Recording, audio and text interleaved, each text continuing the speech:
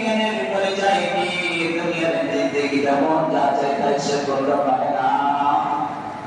দেখে তার প্রত্যেকটা কাজের মধ্যে সে চিন্তা করবে, প্রত্যেকটা কাজের মধ্যে সে চিন্তা ভাবনা করবে। আর আমার এই কাজের দ্বারা এই কথাটা আল্লাহ নাফরমানি হয় কিনা? কার নাফরমানি? আল্লাহ নাফরমানি যদি আমার দ্বারা করে যায় বাবা, আর এই নাফরমানির গুনাহ নিয়ে যদি আমি দুনিয়া থেকে বিদায় হয়ে যাই,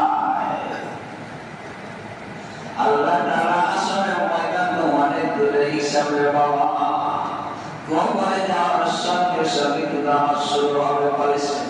কি হবে? আল্লাহ বলেন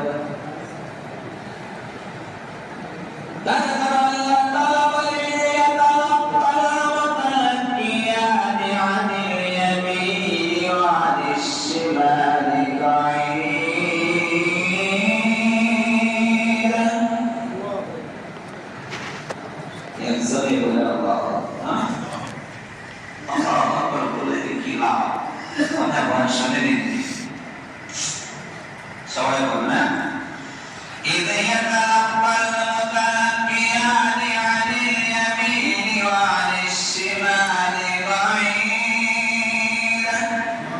আল্লাহু আকবার।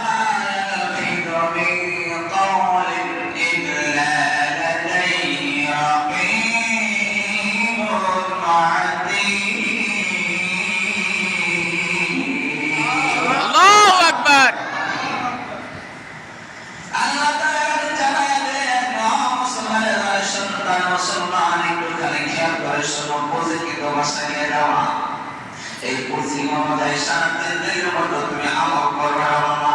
যেমন ভাইরা বিশেষ করে তোমরা খেয়াল করে সমান ভাই ও আমার মুরব্বী ভাইরা, মুরব্বী চাচারা, বাবা যারা আপনারা খেয়াল করো। আল্লাহ তাআলা জানায় যে ইলাইকা তাআলা আমার আপনার সুতরাং প্রত্যেকটা মানুষের ডানে বামে, ডান কার বাম কার ধরে লেখক কিন্তু বসে আছেন বাবা। কি করছে বসে? কমখা না, কমখা বসে আছে, দুই লেখক বসে আছে। মা ইয়ালফিযু মিন কাওলিন ইল্লা লাদাইহি রাকীবুন আতীদ।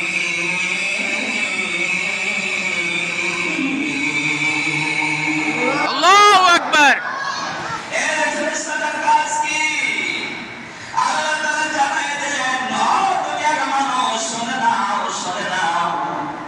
মানুষের জবান দিয়ে মানুষের মুখ থেকে এমন কোন কথা বের হয় না যেই কথাগুলো আরেকবার করার জন্য, লিপিবদ্ধ করার জন্য একজন সজাগ সচেতন বলি আমার উপস্থিত না থাকে। সুবহানাল্লাহ। ও মুসলমান ভাইরা একটু খেয়াল করে শুনো। তুমি আমি জবান দিয়ে যে কথাটা বলি গেলে চিন্তা করে বলবো, তোমার শক্তি আছে, ক্ষমতা আছে, তুমি বলে দিলে এটা তুমি বেয়াদবি করলা, বোকামো করলা, তুমি নির্বোধের পরিচয় দিলা। তার কারণ তুমি কি জানো না? আল্লাহ তাআলা জানে যে বান্দা তোমার জবান দিয়ে যে কথাটা বের হয় না কেন, তাই সেখান থেকে আমাদের কথা বের হোক, ভালো কথা বের হোক আর খারাপ কথা বের হোক, আর মানুষকে কষ্ট দেওয়ার কথাই বের হোক না কেন, প্রত্যেকটা কথা লিপিবদ্ধ করে আমার ফেরেশতারা। তবে যে কথা আমি বলি না কেন, যদি ভয় করতে হয় করবো কাকে? আল্লাহকে। সব জায়গায় করবো কাকে? আল্লাহকে।